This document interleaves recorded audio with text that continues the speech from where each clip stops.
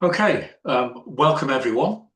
Um, Legacy giving might look like a single behavior, leaving a gift in will, but the reason behind it can be very different. For some, it's about being remembered. For others, it's gratitude, duty, or impact. And that matters because if we communicate in one way, we only resonate with some supporters. Today is really about understanding those different mindsets and how it can help charities to connect more effectively and grow legacy giving.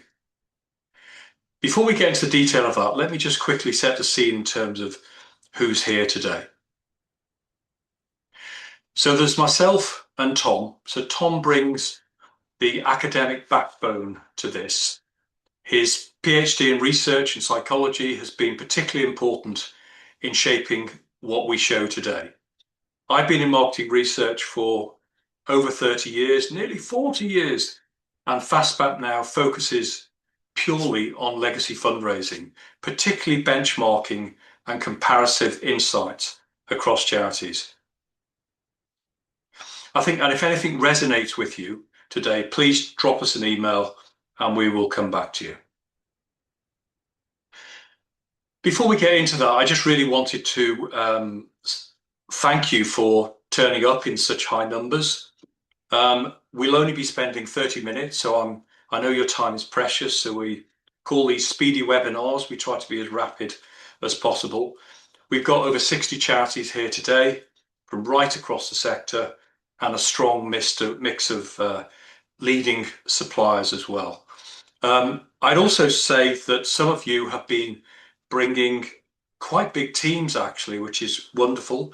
So CR UK have brought 3, Guide Dogs and Red Cross have got 4, British Heart Foundation Macmillan have got 5, but definitely the winner today by a long chalk is UNHCR, who have 15 people.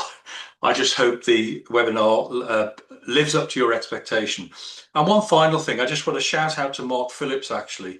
He did a wonderful piece on the timing of a legacy ask and referenced a lot of our work.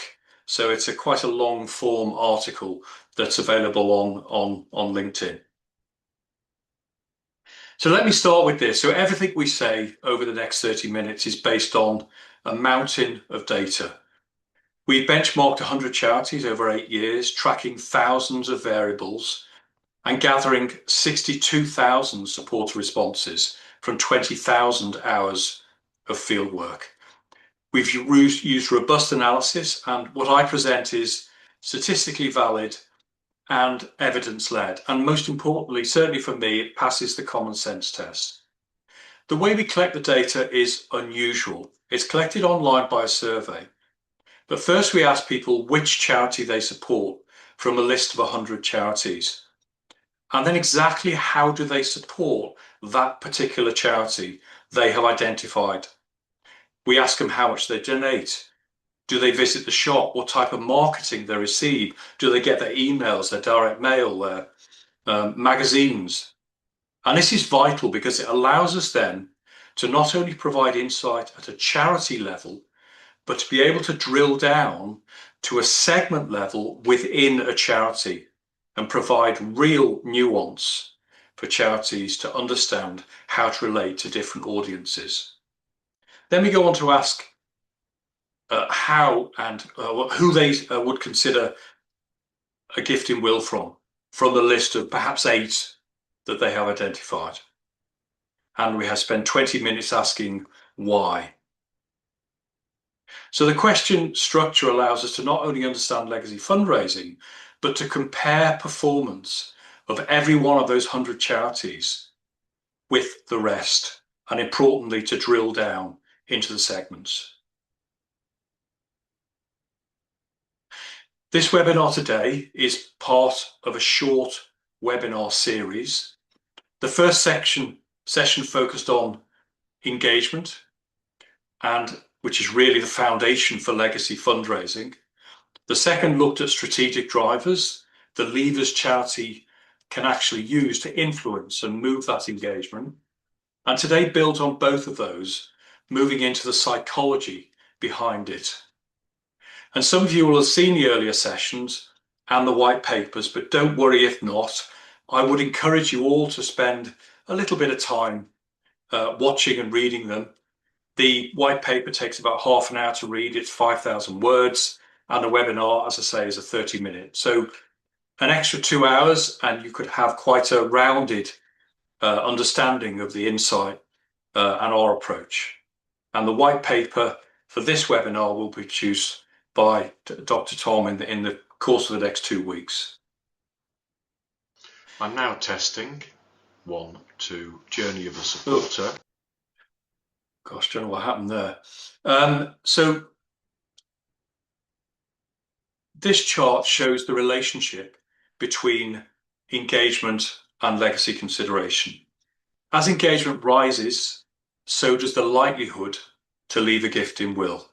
In the top right, charities like Cats Protection and Dogs Trust show what happens when supporters have real love for the cause. Legacy supporters don't just give, they identify with the charity. And that comes from empathy and emotional connection. And this is the foundation of our Legacy Insight portal, showing that engagement drives legacy potential.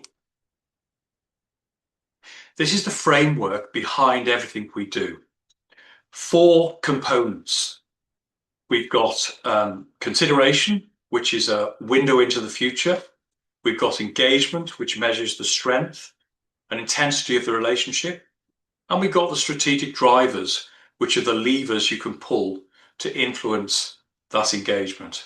And finally, today's focus, the psychology behind it, the different mindsets driving legacy decisions. Before I hand over to Tom, I just wanted to review the survey that many of you kindly completed. And it provides a snapshot of where the sector is right now, and it provides a bit of context of what we're about to cover. So the first point, and probably no surprise, is that 100% of you agreed that people engage more when messaging reflects how they think and feel. It sounds obvious, but it's important because fundamentally, this is about empathy, understanding people properly and reflecting that back in how we communicate. The second question looked at which mindsets you see in your supporters. What's interesting is that impact focused came out as the dominant view, which is actually a more transactional, outcome driven mindset, lower on emotion, and perhaps more closely aligned with individual giving. At the other end, prestige scored very low, suggesting most of you don't see recognition or status as a major driver. We'll come back to that a little bit later because the reality is a bit more nuanced. Thirdly, you asked whether these traits vary across different supporter groups. And over 80% of you said that you did believe that. So there's clear recognition that not all supporters think in the same way. And then finally, and this is how it's actually being used, about half of you aren't using psychographic profiling at all at the moment. Around a third are using profiles borrowed from other areas like individual giving, and a small proportion are using something specifically designed for legacy. So there's a bit of a gap there between recognize the importance of mindset and actually applying it in a legacy context. And that's what we're going to be addressing today. And I'm now going to hand you over to Tom. Okay, thanks, David. So in this section, I'm going to talk about some of the psychological aspects of legacy fundraising, particularly about the role of identity in decision-making and the varying approaches to applying psychographic profiling to legacy giving. I'd like to start by noting that legacies differ from individual giving because they are primarily driven by identity. While donations can be reactive, legacy decisions reflect a deeper sense of self. It reflects people's values, life story, and the mark they want to leave behind. These are long-term identity-led decisions.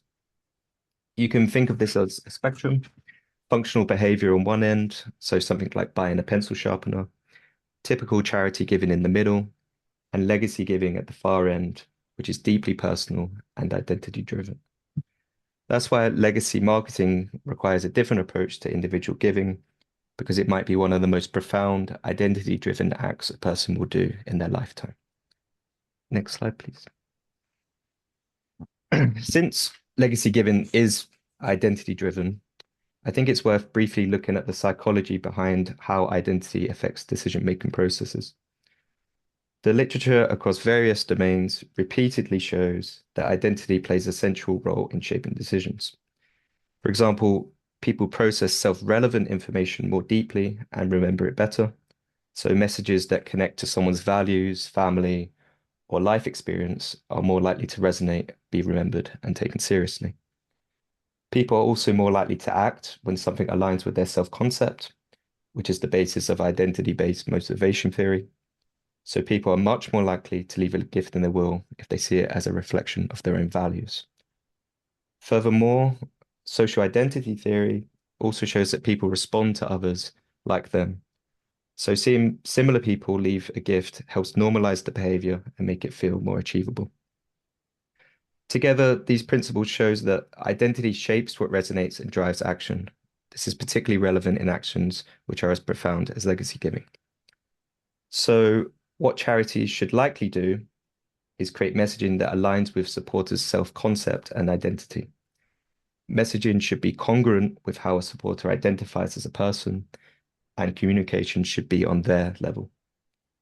A way of doing this is by understanding the psychological makeup of supporters and then generating messaging tailored towards that. So how do we apply this in practice? Next slide, please. There are a few approaches to psychographic profiling that you might take in legacy giving. We can separate these approaches by two dimensions. So on the slide, on the vertical axis, is the relevance to legacy giving. This matters because the closer a psychographic trait is to legacy decisions, the more impactful tailoring your communication towards it will be. On the horizontal axis, we have the level at which the profiling is applied. This could be at an all supporter level. For example, a charity might say, my supporters are typically more traditional, so I'll use that tone of voice for all of them. Or they might do it at a segmented level, recognizing that different supporters have different psychological makeups and therefore should be talked to differently. The next segment is segment-specific profiling. Using models like Ocean, messaging can be tailored to specific audiences to gain traction. The next is more advanced. So we'd go into the next one there, I think. Yep. The next is more advanced, using legacy-specific psychology and focusing on concepts like symbolic immortality and applying across the whole database. An advantage of using more legacy-relevant psychographic metrics is that you won't misplace ideas that are typically used in measures in individual giving with those in legacy giving. For example, overemphasizing the idea of transactional impact when it doesn't necessarily apply to everyone. And finally, we believe the most effective approach combines these and uses psychographic traits which are relevant to legacy giving at a segment level. For example, understanding the different psychological traits of your volunteers versus your regular donors to create resonant, identity-driven messaging, which will be particularly impactful for legacy fundraising. Let's go next slide. And so this brings us to LegacyMind, actually. The goal of LegacyMind is to uncover psychological traits which would be impactful in legacy giving. Unlike general personality models, these traits are designed specifically for legacy giving, making them more actionable for charities. Next slide. To create the LegacyMind traits, we analyzed a wide range of psychographic dimensions and used exploratory factor analysis to see which ones clustered together meaningfully. From this analysis emerged a number of constructs, which were then confirmed in a confirmatory factor analysis in a separate piece of research. Again, throughout this process, we ensured that the traits we identified were relevant to both charitable and legacy giving contexts. The key psychographic traits that emerged were family orientation, traditionalism, impact focus, prestige, symbolic immortality, and charitable identity. And David will go into a bit more of these in a second. But finally, I just wanted to talk about what separates LegacyMind from other psychographic profiling tools. The first is, as I mentioned before, The psychographic traits were built specifically with legacies in mind, as opposed to more generic psychographic profiling systems. In addition, as the system is built around supporter segmentation, it is easy to quickly understand how different supporter segments differ from one another without complex modeling. Finally, traits can be benchmarked against other charities to really understand what aspects are unique about your own supporters.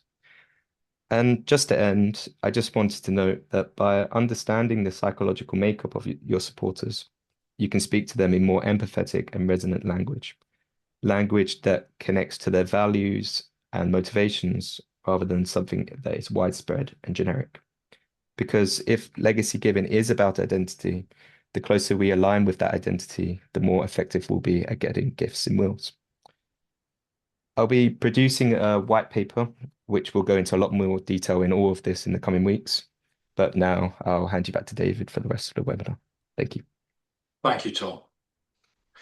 I'm now going to whiz through quite quickly each of the psychographic traits that we have identified.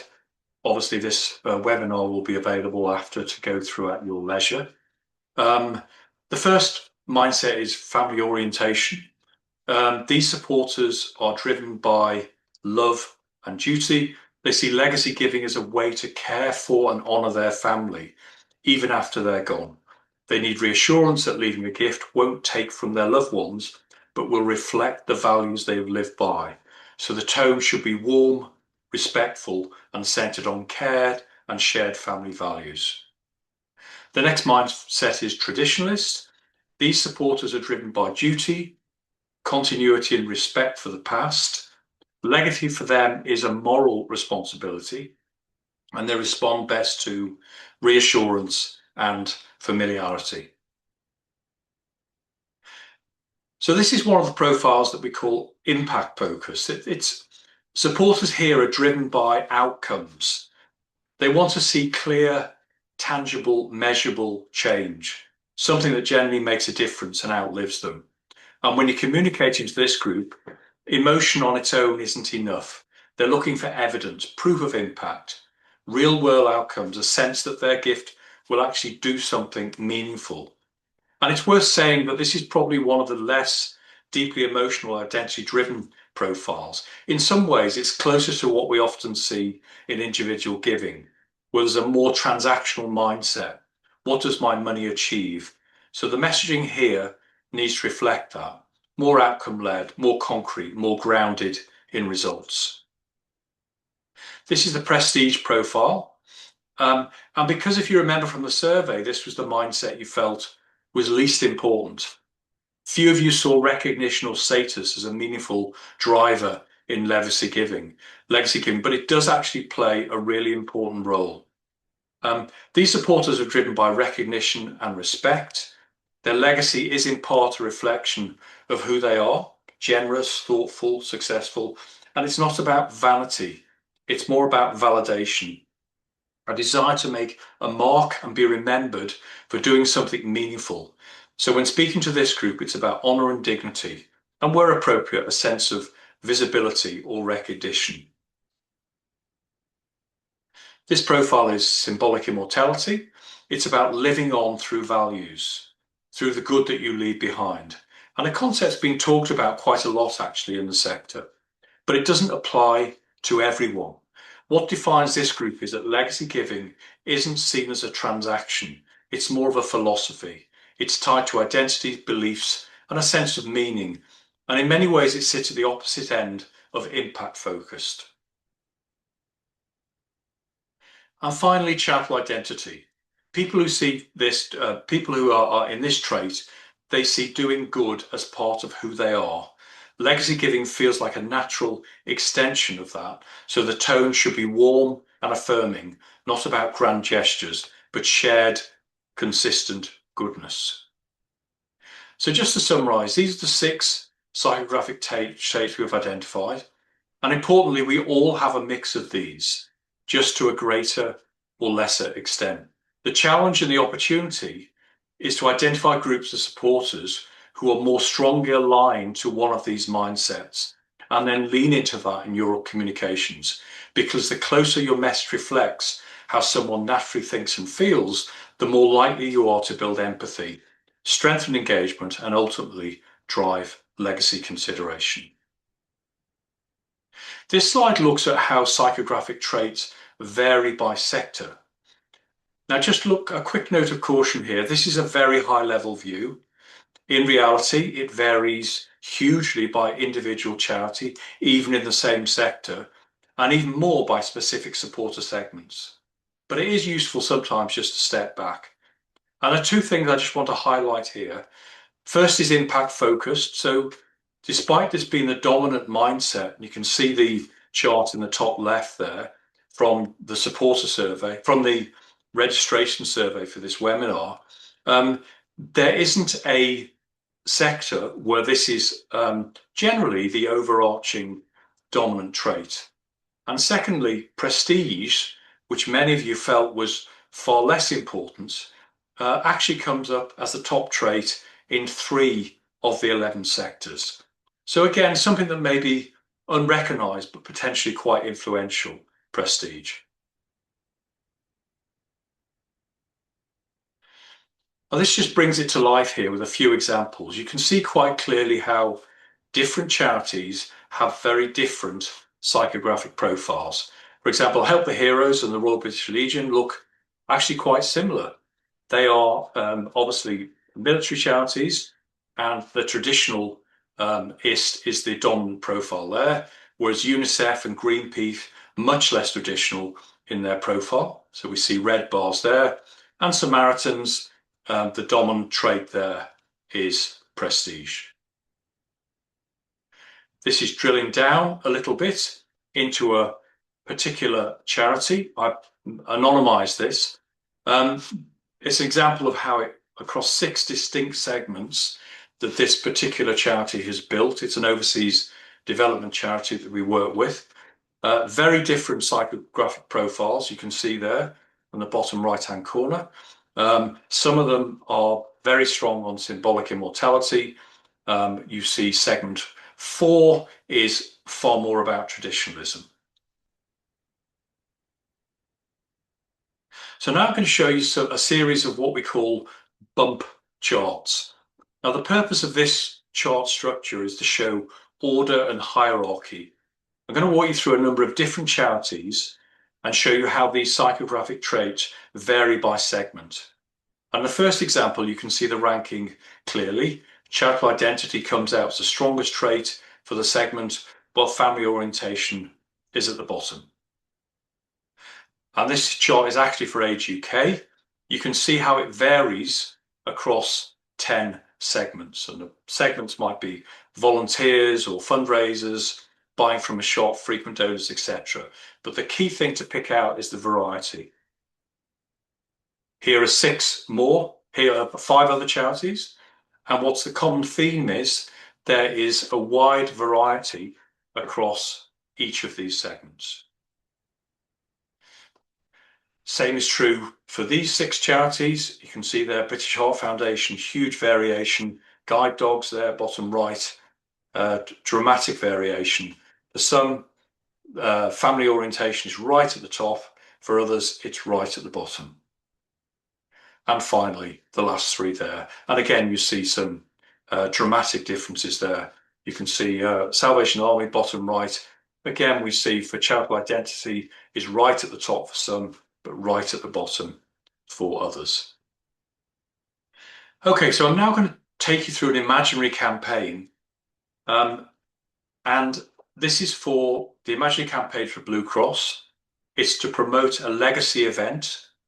And the segment is for high value donors. Now, this is all based on insight, and I'm going to demonstrate it in a minute through the portal. And the 2 attributes that we've focused on is the strategic driver of empowered. So we want to make the supporters feel as though they can really make a difference. And the psychographic profile is charitable identity.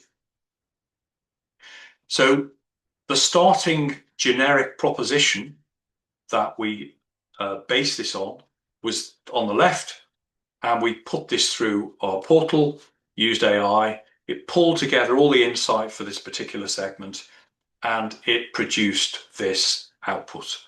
I'm going to walk you through some of the changes here very quickly. So we're aiming to make people feel empowered. So we changed the language so there was a clear sense of agency. It became specific rather than making it happen.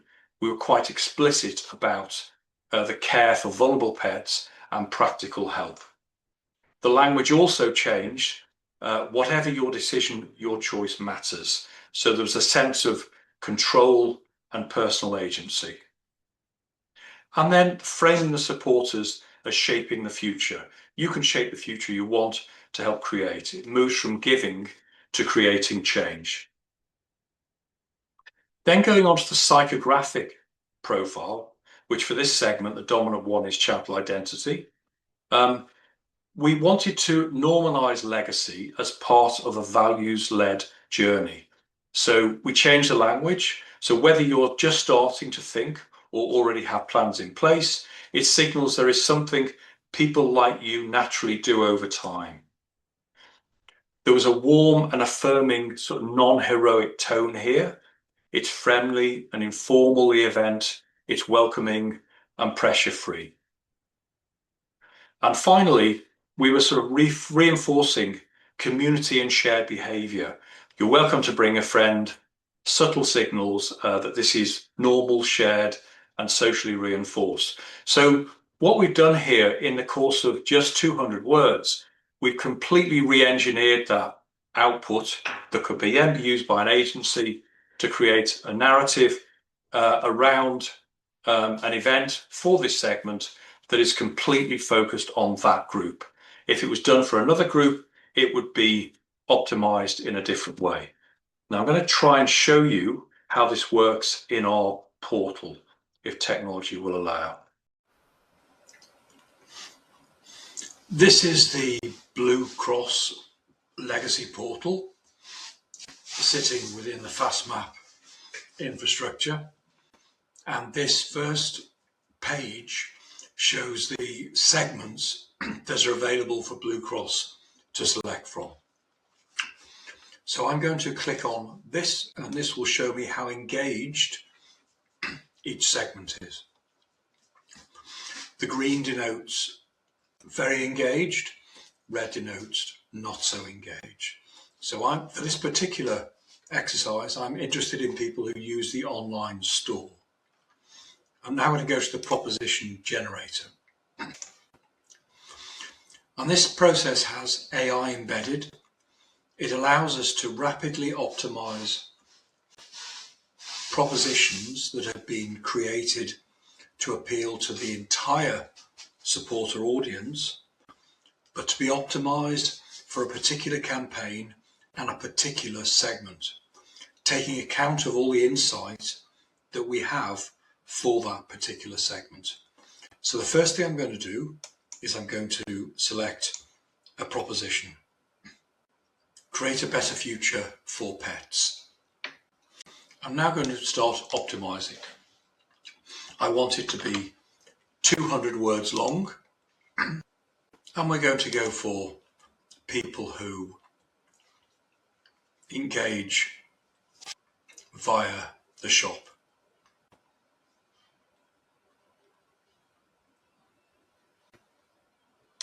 You see there are all sorts of different reasons, all sorts of different segments available, and I'm going to use the online store.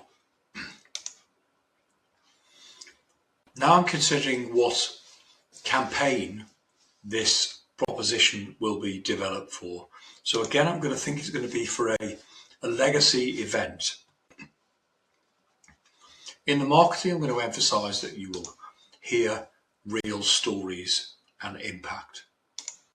Now, this is the first bit of insight. So we're looking at which strategic driver to select. So I click on this, I can see the two-dimensional map. And what this shows me is that trust, donation, usage, and informed comms are the two attributes that are highest on the vertical scale, which means they are most closely correlated with driving engagement for this particular segment. So I'm going to select trust donation usage. Now we're looking at the psychographic traits.